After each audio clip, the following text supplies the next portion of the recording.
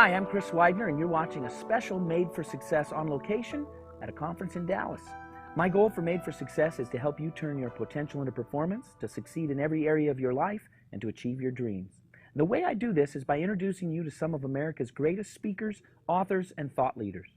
Not only are we going to talk about the topics that they speak and write about all over the world, but I'll also take you behind the scenes to get to know the person behind the personality.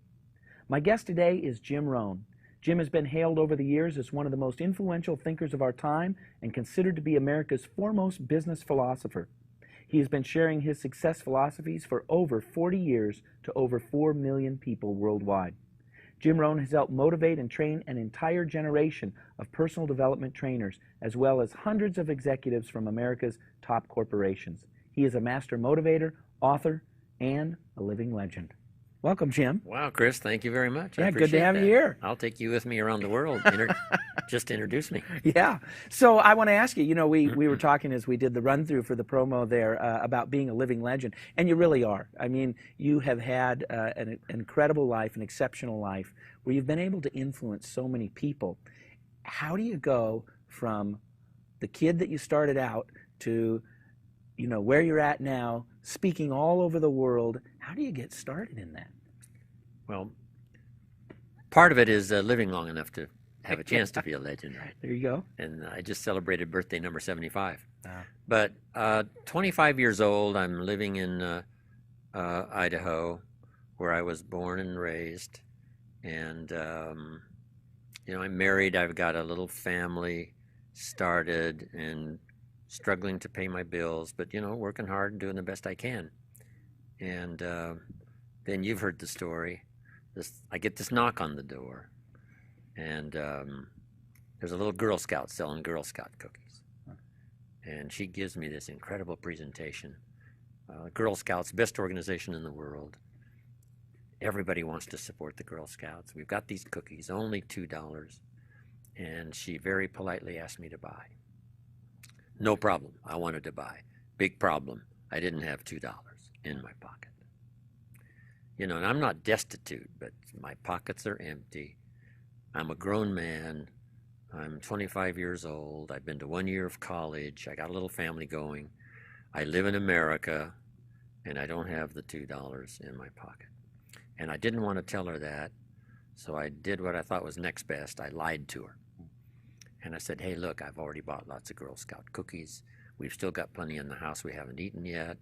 She said, oh, that's wonderful. Thank you very much. And she leaves. When she leaves, I say to myself, I don't want to live like this anymore. I mean, how low can you get lying to a Girl Scout, right? Exactly. So that was one of those days I call the day that turns your life around. Yeah. When I really made the commitment, I must start a search for finding ways to do better. I always wanted to, but I just hadn't found the person or the ways. Shortly after that, I found someone who became my mentor over a 5-year period after that, between ages 25 and 30, 31. What he taught me made me a millionaire, entrepreneur, changed my life, refined my philosophy, helped me develop skills and disciplines that I didn't have before. Totally revolutionized my life over that 5-year period. And that was the beginning of my change of mind and circumstances. And then that led to where I am today. I wonder how many people have that dramatic moment like you did. You shut that door and you went, I just lied to a Girl Scout person. Some people could have just said, well, I had to do what I had to do. Yeah. Other people like yourself say, never again. Yeah, you don't know. I call it the mystery and the magic. Why one experience affects a person one way and another person passes it off and doesn't let it change their life for the better. Or they might not do it now, and maybe later something else will happen, and that'll be the moment. You just don't know. As you know, lecturing, giving seminars, teaching, training, why some people pick it up, do something with it, change their lives, and others don't. I remember at the 2004 Weekend Leadership event, we had someone come back who had been to the 2001, and they were in real estate, and they had bought some outrageous amount of real estate, $50 million in the last, because they walked out of the last one and said. And then another guy was there, and he said, I was at the same one, but he went out and did it, and I didn't. Well, he was back for 2004. He said, in 2007, he said, I'm coming back, and I will have built my fortune. That's part of the mystery. You know, I've written how many books now? 5 or 6, and I should have written 26. So what happened to those other 20 books? That's the mystery. You know, the magic is the 6, and the mystery is the 20 that are missing. So we're a bit of a mystery to ourselves, right? Yeah, sure. I should have, but I didn't. Yeah. You know, I had the skills, but I didn't put them to work. So we all have a bit of that. But then the things we do that sort of dramatically change our life, that's the magic. That's the power. Yeah. Part of it is the law of averages. You know, I tell this little Bible story about the sower went out to sow the seed, and he was highly ambitious and he had good seed, but the first part of the seed that he sowed, the birds got. And then the next, he keeps going, and the next seed falls on stony ground where the soil is shallow. And the little plant starts to grow, and the first hot day it withers and dies. So he keeps on going. The next seed that he sowed fell on thorny ground. Yeah. The little plant starts to grow, and then the thorns choke it to death. And it called the thorns little cares, little things that keep people from doing the bigger things. And then finally, he keeps on sowing, and the seed falls finally on good ground. But then the good ground was a bit of an interesting idea, that some of it produced 30%, some of it produced 60, and some of it produced 100. So it's the full range from the birds getting some and the hot weather and the thorns to the good ground, even though good ground has a variety of 30, 60, 100. So when I started out lecturing, I wondered why I couldn't get everybody to do the 100%. Then I found out, you know, this is not to be. Right. You know, so that when I say to John, you should have been at the meeting last night, and he said, well, hey, the screen door came off the hinges. I had to fix and do some repairs. And so I say, now I understand that some people are going to let little things cheat them out of doing better things. But maybe that'll change. Yeah. You know, a week from now, somebody wakes up and has an experience like I did with the Girl Scout, and everything changes. So the door usually is always open, unless somebody totally resists the idea of self-improvement. But I think there's enough experiences along the way to prod us and push us a little bit. Or we hear a testimonial, or we read a book, or somebody buys us a ticket and we go to a seminar, and we're never the same again. You share an idea with someone, 2 people, one of them says, I see it, and the other one says, it isn't clear to me. You say, why not? It's perfectly clear when you shared it. Yeah, why can't you see what I see? Yeah, true. How come you don't feel like I feel? So you have to allow for that. And then we have to allow for it happening even in our own experience, like me with the missing books. I should have, and I didn't. I let it go, and I should have picked it up. So I guess the key is to do the best we can, and the key is to keep learning from every experience possible. Our own personal experiences, or from someone else's experiences, by sermon, the lyrics of a song, a personal testimonial someone gives you sitting at Denny's for a Tuesday morning breakfast, and something clicks and something happens. You never know. Yeah, those moments are kind of a mixture of everything coming together, right timing and your own personal circumstances. So you end up going to work for Earl Shoaff, and you had lots of lessons to learn. What were over some that of those? 7-year period? He was with me about 5 years, then he died, but at the early age of 49. But those were such dramatic days of incredible change. And the stuff he taught, he only went to the 9th grade in school, so he put things very simply. For the excuses I gave, he said, no, those are not the reasons. I said, things cost too much. He said, no, you can't afford them. You know, little philosophies like that opened my eyes to see. What was the story where you brought him a paycheck? You said, this is all they pay. Yeah, this is all they pay. He love says, this. no, this is all they pay you. I thought, oh, you're right, I guess. He said, don't some at the company make 3, 4, 5 times this much? And I said, well, yes. And he said, well, this is not all they pay. This is all they pay you. Yeah.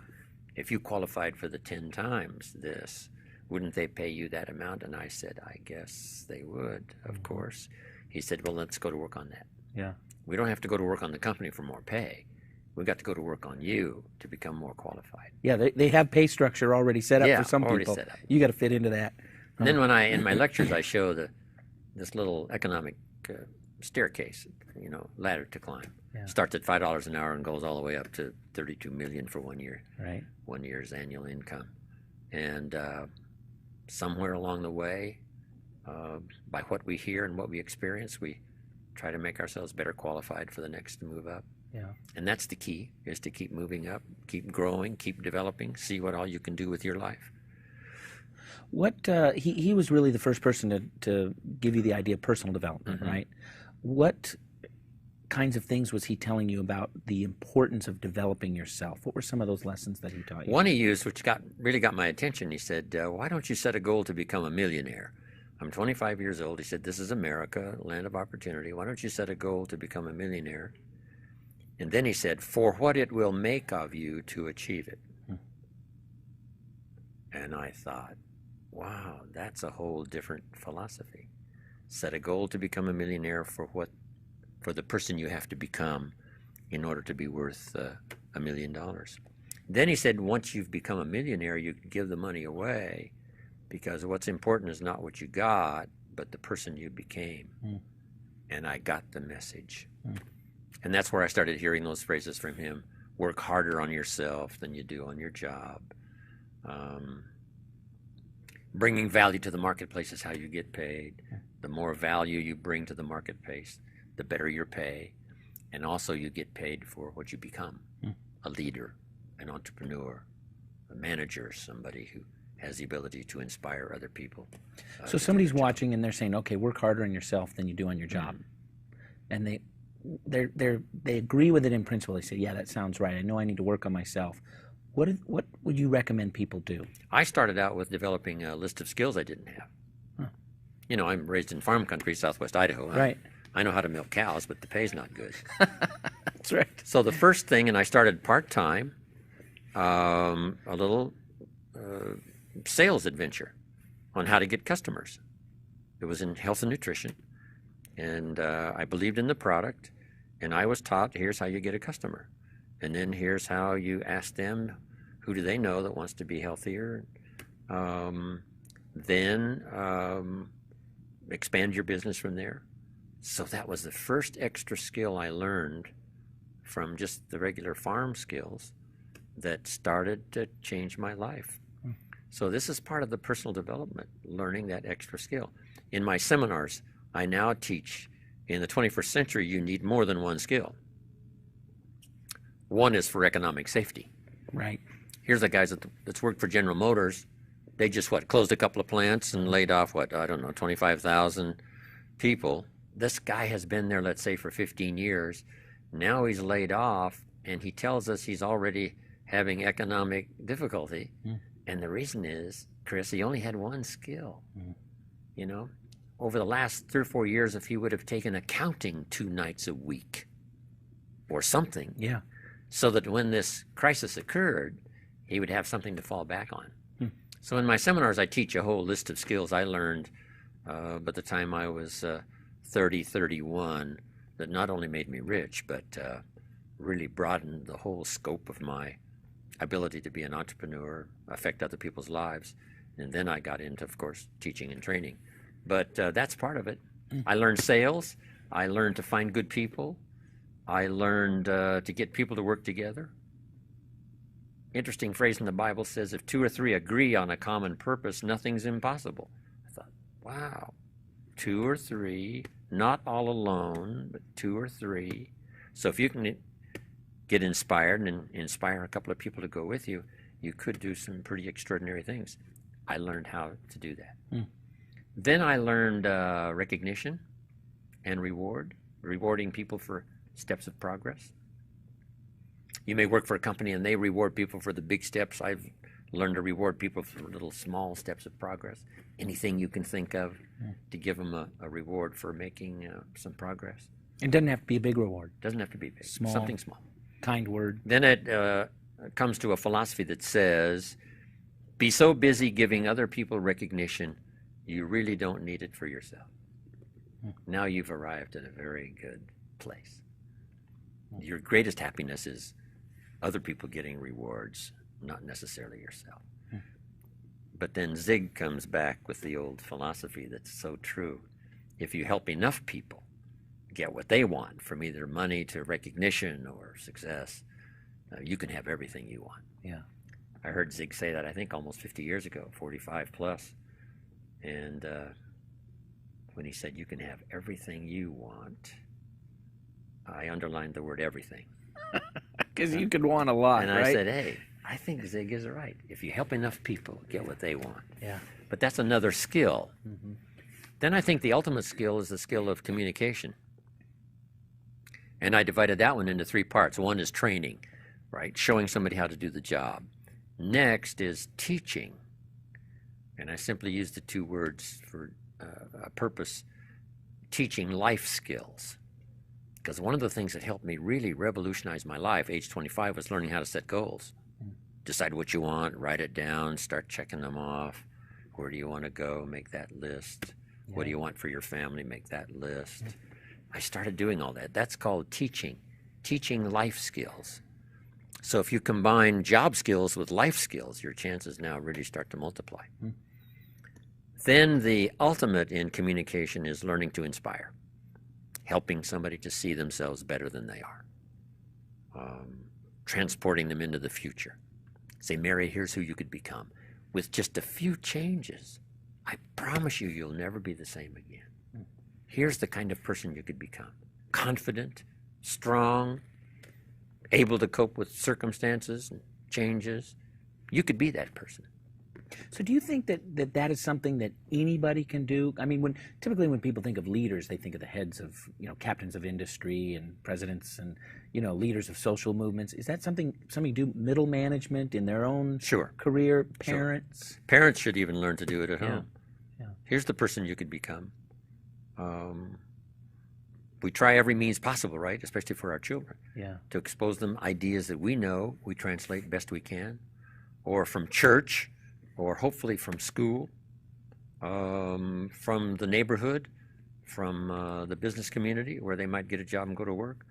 We just hope and pray that they will be constantly exposed to things that will cause them to think, change, refine habits, develop skills, have personal satisfaction of the success they want. We hope that happens. But it's going to come from a variety of sources, not just one. It's like mentoring. I happened to find somebody who, was the business employer, business partner that I worked with, as well as being a mentor. But sometimes, somebody mentors you in good health. Somebody else mentors you in spiritual matters. Someone else mentors you in family relations. And someone else mentors you in business and developing skills. Did you go actively looking for mentors throughout your life? No. After that Girl Scout experience, I said to myself, I must find something. And sure enough, a friend of mine said, I've gone to work with this man. You've got to meet him. That was shortly after that I met Mr. Schoaf. Who knows the mystery of that, right? When a student is ready, the teacher appears. Yeah. When you have that determination, it seems like things start, happening and coming your way. Yeah. At least the odds are better. Yeah. Everything's a matter of odds. But if you do certain things, I think you can increase your odds that better things will happen for you. So after you became successful in your business, then there was a phone call. You got a phone call, right? And somebody said, hey, come and talk to us. Yeah, I moved to Beverly Hills. Because that's what you should do when you become successful. Yeah, right? Where else would a kid from the farm country of Idaho move to if you got rich? Beverly Hills. So when I get there, a friend of mine said, you've got to come and tell your story to my service club. You belong to the Rotary. And he said, if I arrange this breakfast meeting, I think, or a luncheon meeting, he said, would you come, just do a little 30-minute talk and tell your story?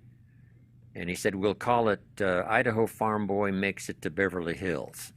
I said, okay, suits me. So I did this little talk, and evidently they enjoyed it. Before the day was over, I got a couple more invitations. You got to come talk to our service club, tell that same story, share those same ideas. That started me thinking about, really becoming involved in teaching and training. I'd done a lot of training Yeah. and inspiring in my own entrepreneurial organizations, but not for the public. So I started doing these little talks for service clubs, and once in a while a high school class, college class, enjoying it very much. Then one day a man said to me, I've heard your talk now 2 or 3 times, and I've got this little company going. And he said, if you would come make a presentation, I'd be happy to pay you. And I thought, incredible. There's a job. Yeah.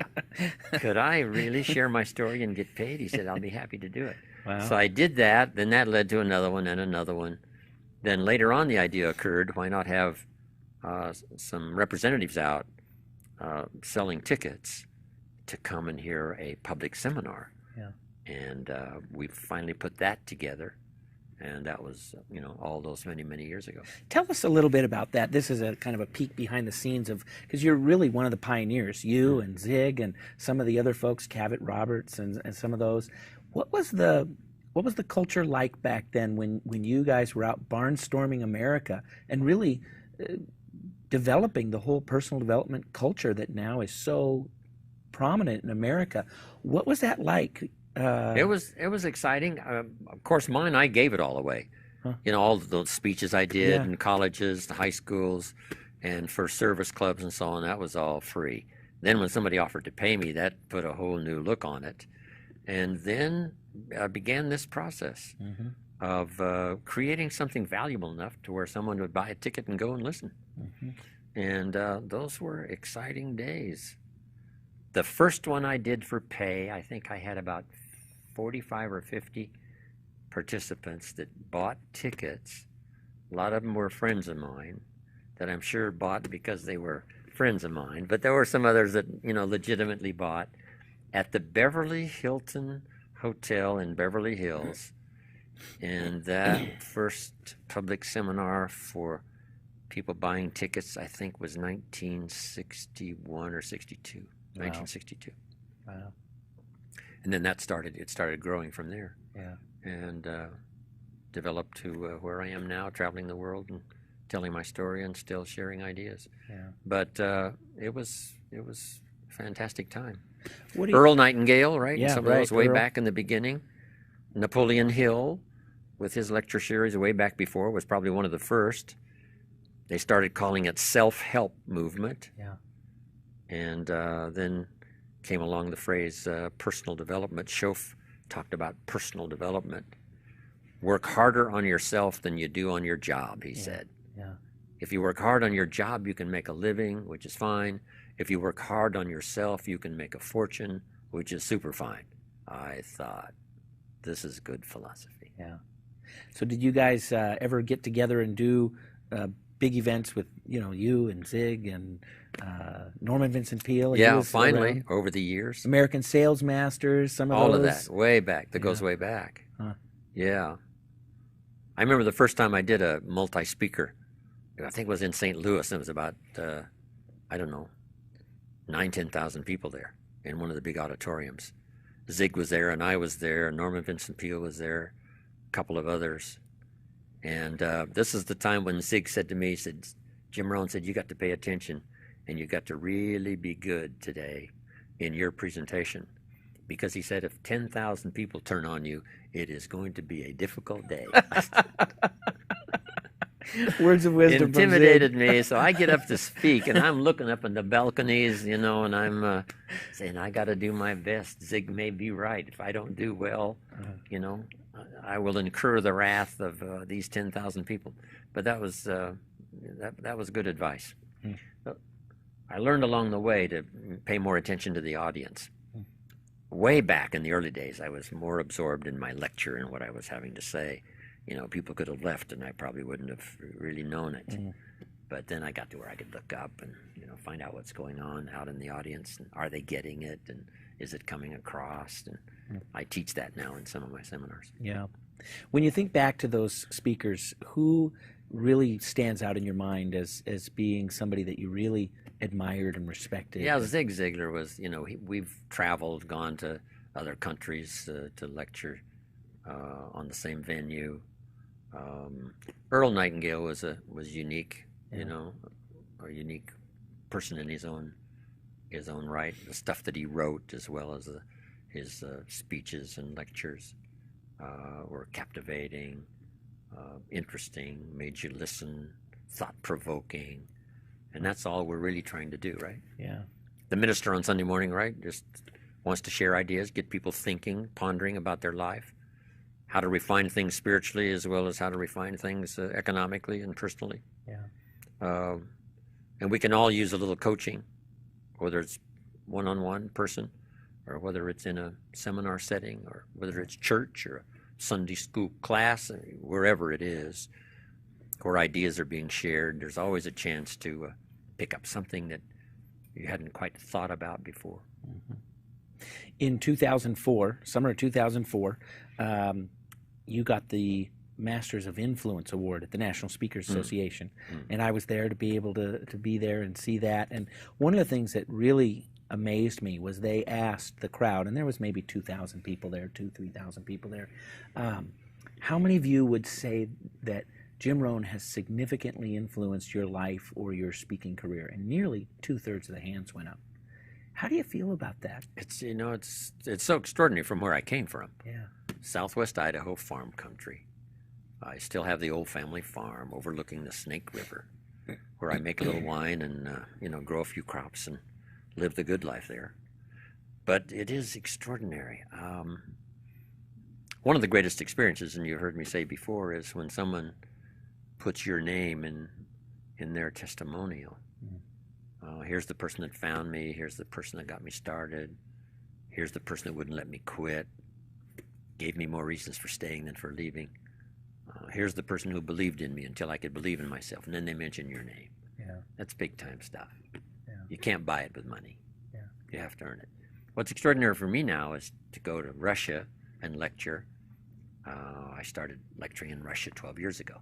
To go back now again and have someone say 12 years ago, here's what's happened to me, my family. I want to introduce you to some people. I helped change their life since you changed my life. That's so extraordinary. I guess that's why at age 75, I am still off to Chile and Santiago, and a few days after that, Australia, then 3 cities, I think, in India, and South Korea. One little trip. Yeah. I want to talk to you about your travels, and it's one of the fun things about having speakers like yourself who come in who do world travel, and to really just ask them, what's the world like? There's a lot of people who are watching the show who they don't get a chance to travel that much, and we hear things in the American media or whatever, but what are some of the countries that you've loved to spend time in, and what do you think the average person should know about some of these countries and cultures? Speaking of the travel, I used to travel the Concorde. Oh, before they shut it all down. 3 hours from London to New York. It's so extraordinary. Now Singapore's got this new flight, Los Angeles to Singapore direct, 17 and a half hours. Wow. So that's quite an experience. Yeah. It's like 9 meals and 4 movies, and finally you get there. Yeah. But first class is, exciting, and caviar and champagne and, all the amenities. But traveling to other countries, people are basically the same. They've got families and they want to do well, and they want the next generation to be better off than they are. People have hopes and dreams, and want to know how they can achieve success. What could I do? It seems like I've been stuck for 4 or 5 years. What could I do to make a difference? Everybody wants to know. And then they want to be fulfilled. People want to, have satisfaction, whether it's spiritually, socially, personally. Satisfaction of personal development. I'm better than I used to be. And I think if I keep working hard, I stand an excellent chance of being better in the future than I've been in the past. Those kind of aspirations, no matter where I go, from South Africa to Scandinavia, from Korea to India to Vladivostok, Russia, doesn't matter. People are basically the same, have the same desires. Some of the forms of government are a bit different, Yeah. but not the aspirations of the people.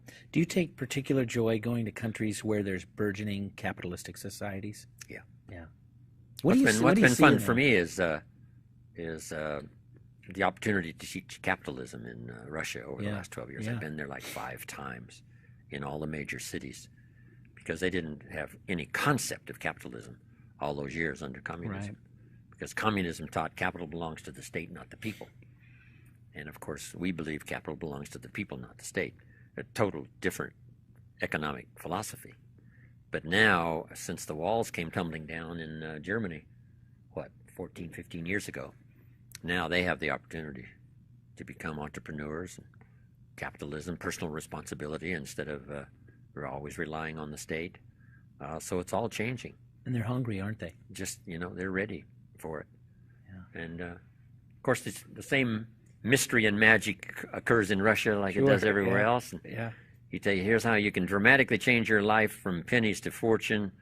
And some say, yes, that's great, I will. And some say, I'm not sure that's for me. And I have to learn to accept that, right? Yeah. I want to talk a little bit about kids, because you have a lot of thoughts and theories about things that kids should learn, lessons they should learn. Tell us about some of those. One of the easiest is capitalism, because I use it even in Russia, teaching capitalism, that even kids can, become capitalists. Yeah. Because all it involves is, here's a 12-year-old, couldn't he search the neighborhood? Doesn't have to be 12, 7 or 8. 8 years old, let's say, this little kid, and he searches the neighborhood, finds a little broken wagon, and pays $1 for it, and brings it home, fixes it up, paints it until it shines, straightens out the wheels until they're true, takes it back to the neighborhood and sells it for $5. Makes a $4 profit.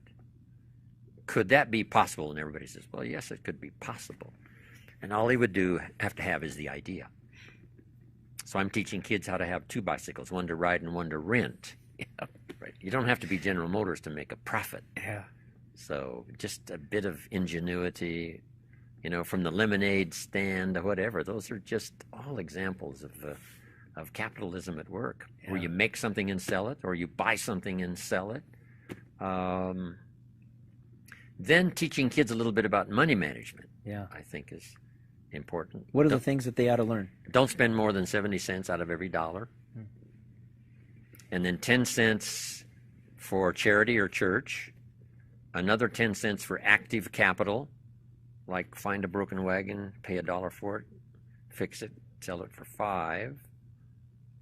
That's active capital. And then last 10% is passive capital. Let someone else use your money. Invest it and let them pay you interest or whatever. So a good program for kids to learn 70, 10, 10, and 10. Yeah. And if you do that over a reasonable period of time, you'll become financially independent. Isn't it funny how human nature, even at that little kid level, is to spend it all? Yeah. And then some more. Yeah. And borrow and spend some more. So the way you teach it is, could a child buy a bottle of soap for $2 and sell it for $3? The answer is yes.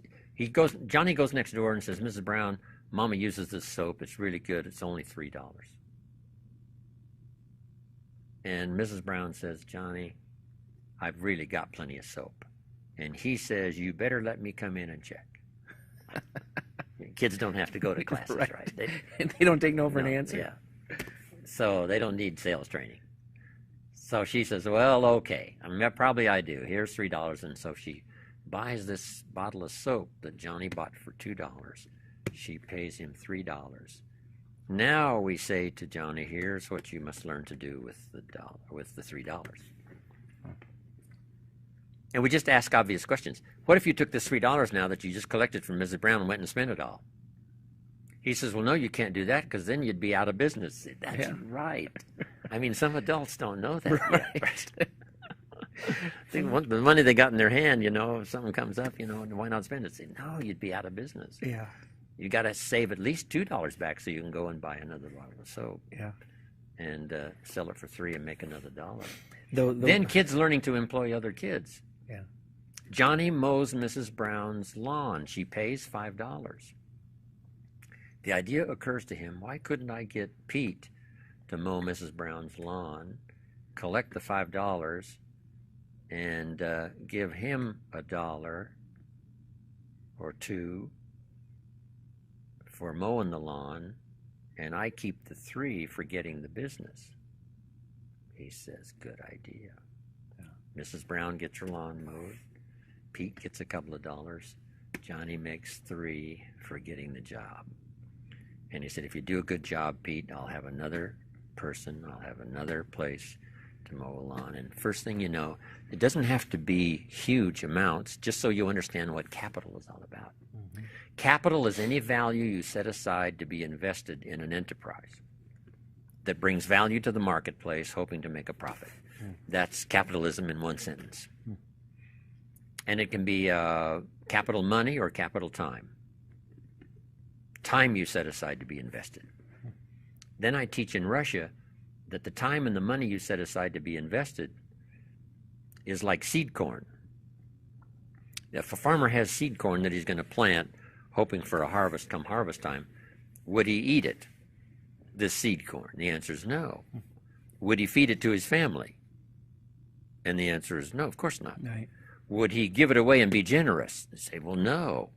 You can't be generous with your seed corn. He would protect it by all means, because it's the only way it can multiply and grow into more than what it is. And that's what capitalism is all about, a chance for something to grow and multiply into more than what it is. But you've got to protect it. The same is true with your time. Let's say you set aside a certain amount of time every week to invest in this enterprise that's going to bring value to the marketplace, hoping to make a profit. You can't let anybody have that time. Yeah. Why is it that we? What if you asked a farmer to go bowling in the spring? He would say, "That's insane. Can't do it. You can't go bowling in the spring. Call me in the winter. It's just a little short season. We got the lights on the tractors now, where we go, around the clock. Yeah. Springtime, short season, got to get the crops in. So that's capital time. Yeah. And you have to learn the value of capital time. It's so easy to let somebody steal your time that should be invested. Why do we let people steal our time? Because it seems to be universal. I don't know. We just don't set it up and, stick to it. Yeah. It's just like wasting time on a lot of things. Years and years ago, I asked a young man one time, because I knew he watched television a lot. I said, how much did your television cost? And he said, $400. And I said, well, you really miscalculated. He said, no, it cost $400. I said, that's to buy it. How much do you think it costs to watch it? Wow. Because I knew he had some skills that he really wasn't employing and was letting it all slide. I said, in my personal opinion, because the average American now watches television 6-7 hours a day. Yeah. I said, in my personal opinion, this television is costing you about $40,000 a year, not to own it, but to watch it. Huh. And I said, that's too much to pay. Right. Pay maybe $4,000, but not $40,000. Right. Come on. Pay the $4,000 and throw it away and don't use Absolutely. it. You'll still be ahead of the game. So, sometimes all it takes is a revolutionary idea like that. Somebody says, I think Jim Rohn's right. This television is costing me too much money to watch it. Because if I would use that same time employing myself, finding ways to make a profit, whatever, no telling what would happen. Yeah. What about? But unless somebody comes along and sort of, shakes up the basket and talks about things like that, on our own, we could think about it eventually, but sometimes it's a bit late. Yeah. Because that's why when I said things cost too much, and he said, no, you can't afford them. I hadn't thought about that before. When I said, this is all the company pays, he says, no, that's all they pay you. And without that kind of sort of counsel or guidance or reminder, it's easy to drift along a few more years without making the necessary changes to make your life better. And he was pointing the responsibility back to you. Always. Always about you. Yeah. He said, you've been working now 6 years. I quit school when I was 19. I'm now 25. That's 6 years. He said, you've been working now 6 years. How are you doing? And I said, not very well. He said, I suggest you not do that anymore. He said, would you like to repeat the next 6 years like the last 6? And I says, not really. He said, would you like to revolutionize the next 6 years versus the last 6? And I said, yes. And over the next 6-year period, I became a millionaire. You say... Isn't that amazing? It is. I mean, from the first 6 to the second 6. Same period of time. Same period of time with a whole totally different philosophy. Yeah. Multiple skills, learning to be an entrepreneur, you know, Zig's old philosophy, if you help enough people get what they want, you can have everything you want. Understanding all of that. John Kennedy said, don't ask what the country can do for you. That's not how you get rich. Ask, what could I do for my country? Starting with my neighbors, starting with my family. Is there some service I could render, some product I could represent? What could I do for the people of the country? And if you start thinking about that entrepreneurially, now you can have some extraordinary life change. And it happened to me over that next 6 years versus the last 6. What a difference. And the difference was not the country. You don't have to leave the country. And the difference was not the economy. The economy that second 6 years of my working life was about the same as it was the first 6 years. So the difference was not, and the difference was not circumstances. You know, some winters are long and some are short. You know, that's going to happen in any 6-year period. But the difference now is your own refined philosophy and how you think about things. That's why you've got to welcome every chance to listen to the lyrics of a song, or the sermon on Sunday morning, the teacher, the professor, someone who, like you, recommends good ideas to someone who will take the time to listen. That is all so valuable. And collected over a period of time, compounded into activity and disciplines, fortunes can come your way. Yeah. You and your friend Charlie Jones talk an awful lot about books, and that we become the product of the books we read and the people we meet, audio programs we listen to. What books have shaped your life the most? You know, it started with the Bible. My parents made sure I was a pretty good scholar by the time I was 19. That's 66 books. Now, that's not very politically correct to say that the Bible, right? Yeah. So, but it's a collection of 66 books, you know, whatever you might think about it. Yeah. It's had such excellent recommendation over such a long period of time that it's not a bad idea to at least have a look. Yeah. Yeah. You don't have to agree, but it would be, I think, it would be unwise not to look. At least check it out. What are your favorite thoughts from the Bible?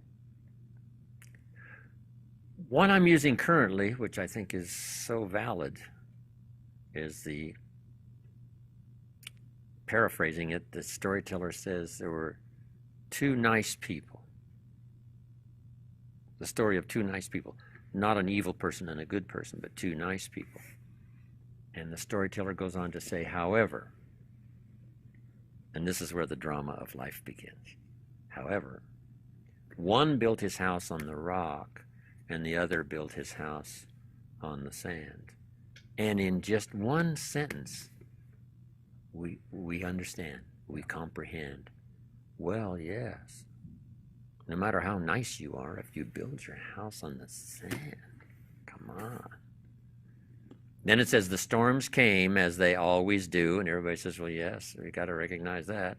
And the one that built his house on the rock was saved, and the one that built his house on the sand was lost. Both nice people. Which means nice people can make errors in judgment. Nice people can make careless decisions. Nice people can make foolish decisions. Sometimes even fatal. Here's a nice guy. He's married, got a wonderful family. He lives in Los Angeles. He's a good citizen of the community. This is a nice guy. He's ambitious. He does well. He's in Los Angeles driving his car, and he's late for an appointment, and he's pushing it.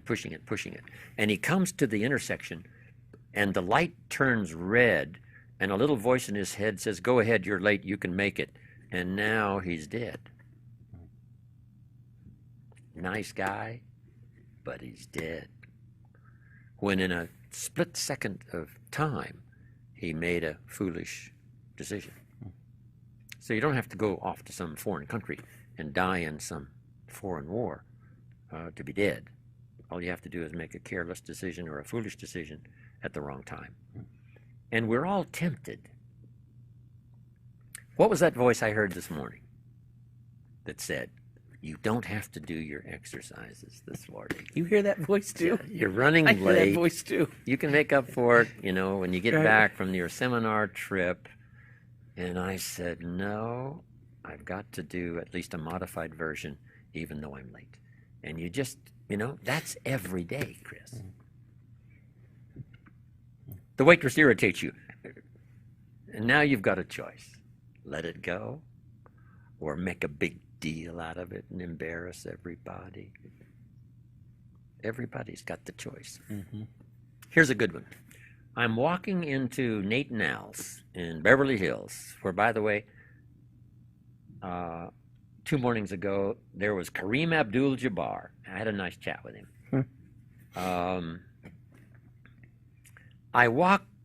Before I walk into the restaurant, I've got 2 quarters to put into the machine to get my paper. A man walks up just ahead of me, puts in 2 quarters, opens it up, takes out his paper, and he holds the door of the dispenser open and says to me, go ahead and take you a copy. Said, the newspaper can certainly afford it. And he offered for me to take my newspaper for free. What do you do? Yeah. Here's a nice person. I got a judgment call to make. Fortunately. Maybe because Mama was watching. I don't know. No, my upbringing. I said, no, thank you. And he looks very shocked. Said, okay, closed the door. And I put in my 2 quarters and got my paper.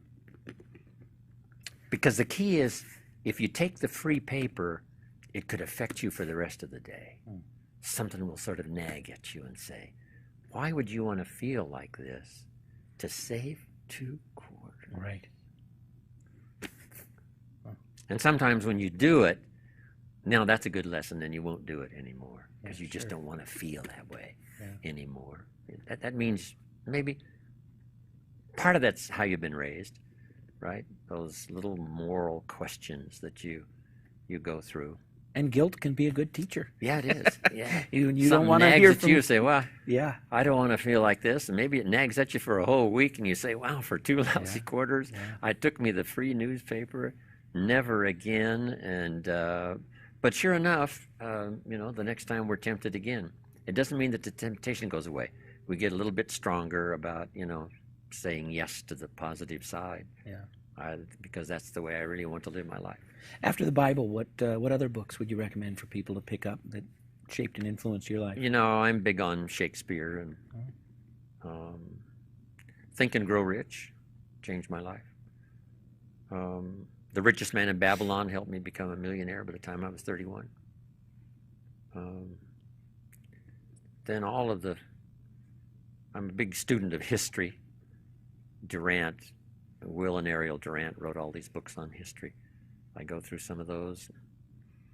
One book I've got that helped lay the foundation for my own library was a book called How to Read a Book by Mortimer Adler. Mortimer Adler, yeah. And in this book, he's got a list of what he considers, the best books ever written. Yeah. And I use that as sort of a centerpiece for my library. Yeah. Did you ever meet David Schwartz, Magic of Thinking Big? No. Never met him. That's a good book. Yeah. Terrific book. Yeah. Huh. And then there's a book that years ago when I was in my late 20s, As a Man Thinketh by James Allen. Yeah. Where each sentence is almost like a whole seminar. Short little book. Yeah. But dynamic. Yeah. In its effect. Become a good reader, I say now in my seminars, right? The books you don't read won't help. 2 books a week in a 10-year period, and you've read 1,000 books. Wow. And if over the next 10 years you read 1,000 books, it will dramatically affect every phase and part of your life. Yeah. You talk about the 2 pains Everybody has to experience one of two pains. And I think that it's one of my favorites that you talk about because it's so profound and it's so true and it's so final. It is universal. You will experience one of the two pains. Can you talk a little bit about that? Yeah, the little illustration about the newspaper is a good illustration. The pain of discipline or the pain of regret. Go for the discipline because it weighs ounces. The regret weighs tons because it can accumulate. Discipline versus regret. The discipline could be painful, but the regret is usually an accumulation that could eventually become overwhelming. So better the discipline now. But it's true in real life. If you discipline yourself to plant the crop in the spring, you now have a chance for a multiplied harvest in the fall. What you don't plant won't multiply. What you neglect. I neglected to buy from my friend 8 years ago. He offered me this little tiny condo, 1 bedroom, little small place in Carmel, California. Yeah. Ron said, I want $80,000 for this condo. I said, Ron, that's insane. Nobody's going to pay $80,000 for this condo. He said, okay. If you change your mind, let me know. I'm ready to sell. Well, I didn't buy. And he put it on the market last year, toward the end of last year, for $650,000. That was one of those times I should have listened to the positive side of the voice that said, why not buy? And he kept it for another 8 years, right? So it's in his prayers every night before he goes to sleep, he, thanks the good Lord I didn't buy this condo. 80,000 to 650,000. Wow. Everything's lessons to learn, right? I could have, I should have. I'll do a better job in the future of making wiser decisions. That's the best counsel we can possibly have. Yeah. Whether it's a bit of waste of time that we could tighten up on or whatever it is, why not do it? Then I think one of the greatest joys for me, and of course I've made it now, it's become a business, is passing along and sharing ideas with others that have profoundly affected your own personal life. It's a great joy, whether I do it in Nova Siberia, or whether I do it in South Africa, or India, or anywhere in the world. The opportunity that if you say something uniquely enough that it could affect somebody's life, or begin the process of affecting somebody's life, it's an awesome experience. Yeah.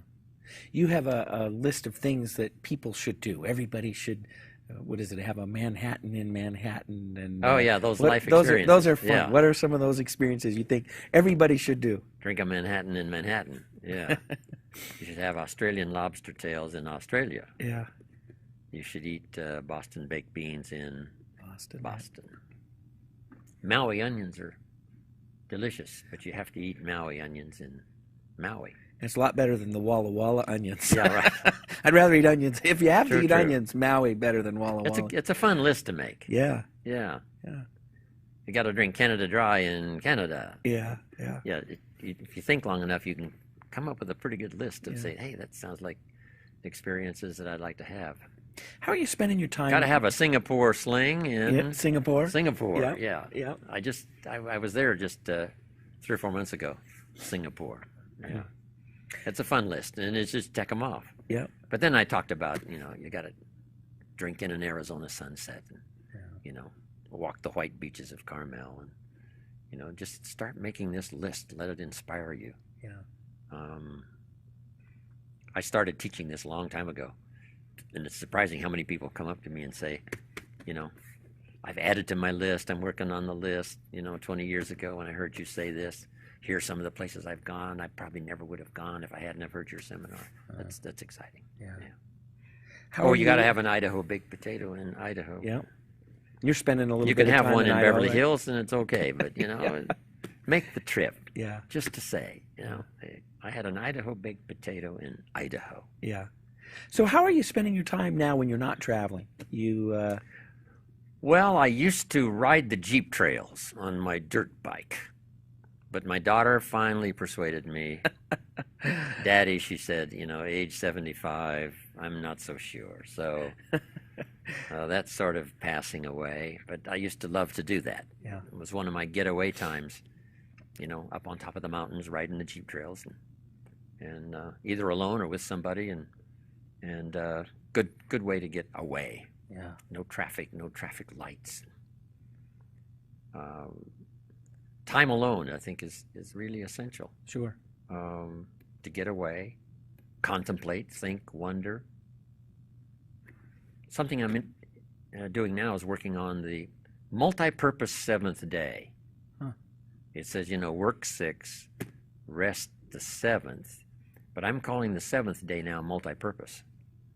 Spirituality and friendship and getaway and so on. Yeah. But I'm also saying, Chris, that 7th day should be a little bit of time spent reviewing the last 6 days.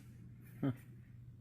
Who did I not meet? What didn't I do? What did I miss? What should I tighten up? And then make better plans for the next 6 days. Huh. I'm going to catch up the next 6 days, some of this that I've missed the last 6.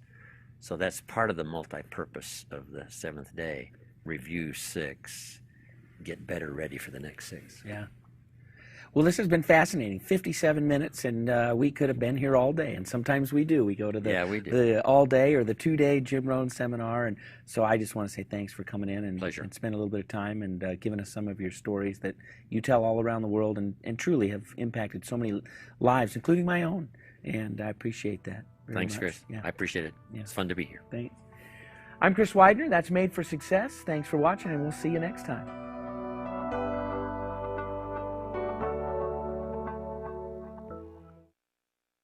Yeah. Other people like yourself say, never again. Yeah, you don't know. I call it the mystery and the magic. Why one experience affects a person one way and another person passes it off and doesn't let it change their life for the better. Or they might not do it now, and maybe later something else will happen, and that'll be the moment. You just don't know. As you know, lecturing, giving seminars, teaching, training, why some people pick it up, do something with it, change their lives, and others don't. I remember at the 2004 Weekend Leadership event, we had someone come back who had been to the 2001, and they were in real estate, and they had bought some outrageous amount of real estate, $50 million in the last, because they walked out of the last one and said, and then another guy was there, and he said, I was at the same one, but he went out and did it, and I didn't. Well, he was back for 2004. He said, in 2007, he said, I'm coming back, and I will have built my fortune. Yeah, that's part of the mystery. I've written how many books now? 5 or 6, and I should have written 26. So what happened to those other 20 books? That's the mystery. The magic is the 6, and the mystery is the 20 that are missing. So we're a bit of a mystery to ourselves, right? Yeah, sure. I should have, but I didn't. Yeah. I had the skills, but I didn't put them to work. So we all have a bit of that. But then the things we do that sort of dramatically change our life, I lied to her. And I said, hey, look, I've already bought lots of Girl Scout cookies. We've still got plenty in the house we haven't eaten yet. She said, oh, that's wonderful. Thank you very much. And she leaves. When she leaves, I say to myself, I don't want to live like this anymore. I mean, how low can you get lying to a Girl Scout, right? Exactly. So that was one of those days I call the day that turns your life around. Yeah. When I really made the commitment, I must start a search for finding ways to do better. I always wanted to, but I just hadn't found the person or the ways. Shortly after that, I found someone who became my mentor over a 5-year period after that, between ages 25 and 30, 31. What he taught me made me a millionaire, entrepreneur, changed my life, refined my philosophy, helped me develop skills and disciplines that I didn't have before. Totally revolutionized my life over that 5-year period. And that was the beginning of my change of mind and circumstances And then that led to where I am today. I wonder how many people have that dramatic moment like you did. You shut that door and you went, I just lied to a Girl Scout person. Some people could have just said, well, I had to do what I had to do. How do you go from the kid that you started out to, you know, where you're at now, speaking all over the world? How do you get started in that? Well, part of it is living long enough to have a chance to be a legend. There you go. And I just celebrated birthday number 75. Wow. But 25 years old, I'm living in Idaho, where I was born and raised. And, you know, I'm married. I've got a little family started and struggling to pay my bills, but, you know, working hard and doing the best I can. And then you've heard the story. I get this knock on the door. And there's a little Girl Scout selling Girl Scout cookies. And she gives me this incredible presentation. Girl Scouts, best organization in the world. Everybody wants to support the Girl Scouts. We've got these cookies, only $2. And she very politely asked me to buy.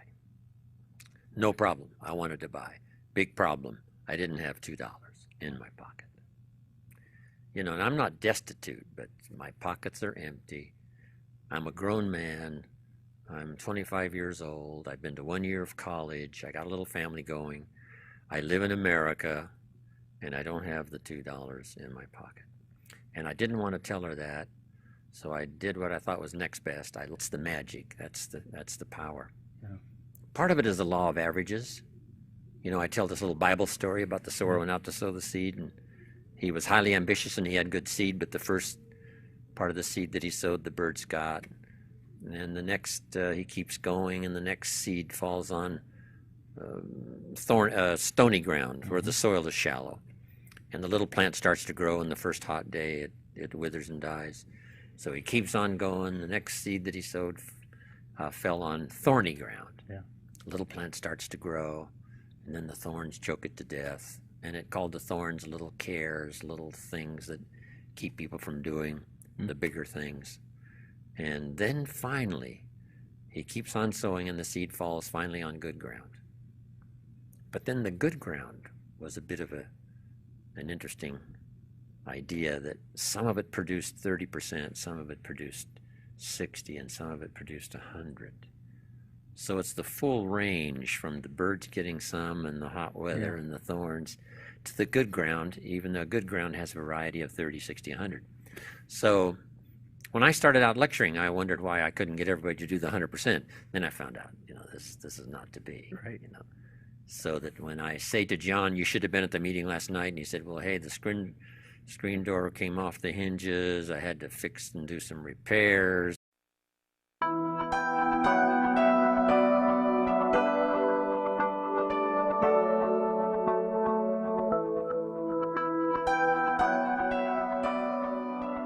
Hi, I'm Chris Widener, and you're watching a special Made for Success on location at a conference in Dallas. My goal for Made for Success is to help you turn your potential into performance, to succeed in every area of your life, and to achieve your dreams. And the way I do this is by introducing you to some of America's greatest speakers, authors, and thought leaders. Not only are we going to talk about the topics that they speak and write about all over the world, but I'll also take you behind the scenes to get to know the person behind the personality. My guest today is Jim Rohn.